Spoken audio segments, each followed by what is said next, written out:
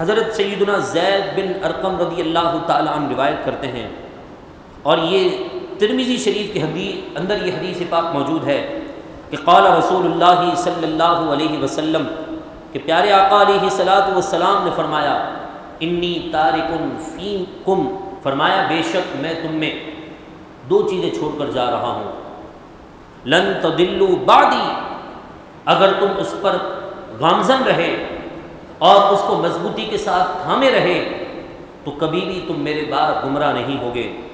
احدکم اعظم من الآخر، ان میں سے پہلا دوسرے سے زیادہ مضبوط ہے، وہ کیا ہے؟ فرمایا کتاب اللہ، وہ اللہ تبارک و تعالیٰ کی کتاب ہے۔ حبل ممدود من السماء والارض، وہ آسمان اور آسمان سے لے کر زمین تک لٹکی ہوئی ایک مضبوط رسی ہے۔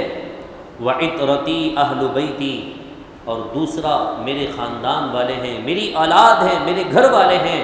وَلَن يَتَفَرَّقَا حَتَّى يَرِدَ عَلَيَّ الْحَوْض، یہ دونوں آپس میں کبھی جدا نہیں ہو سکتے یہاں تک کہ تم حوض کوثر پر میرے پاس آ جاؤ۔